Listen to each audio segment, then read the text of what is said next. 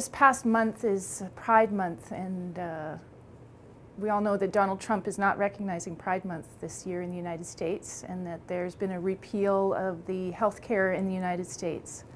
And I want to share with you a story that happened to me 25 years ago when I was living in the Bay Area during the height of the AIDS crisis. In 1993, I moved to the Bay Area to be with my American partner.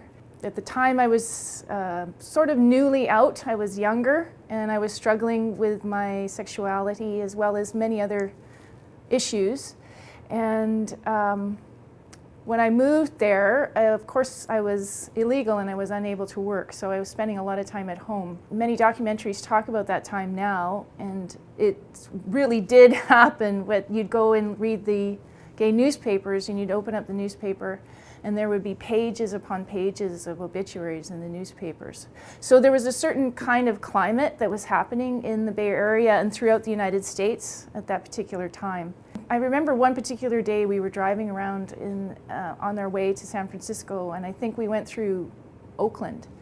And I noticed as we were driving this one particular man that was dying of AIDS, and he was walking down the street. And I remember him walking down the street, and he went towards the garbage and was eating from the garbage. And that was a moment for me that I kind of learned that I needed to do something, because I was feeling overwhelmed by all of these things that were going on around me. So I volunteered at the Center for AIDS in Oakland, and I was assigned to two men, Fred and Robbie, who were two Filipino men that had started the Asian Pacific Alliance in the Bay Area. And Robbie was very ill at that particular time. So he was basically so ill that all day he would spend on the toilet. And so we would spend all day in the bathroom while he was shitting himself to death, really.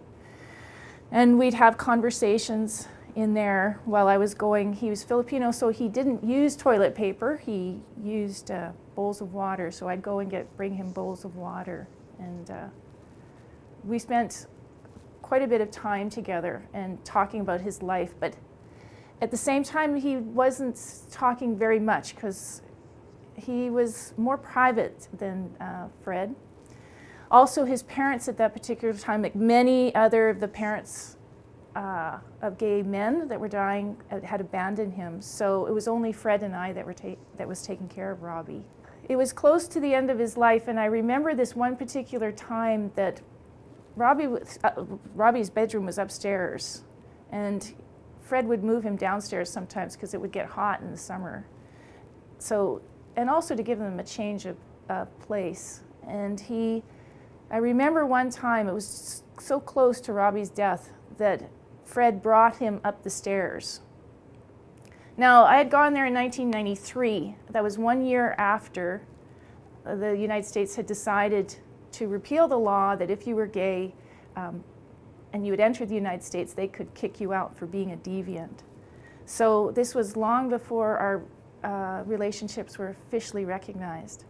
And I remember watching Fred carry Robbie up those stairs and thinking, if that's not a real relationship, if that's not love, then I don't know what love is, because that to me was what love was really all about.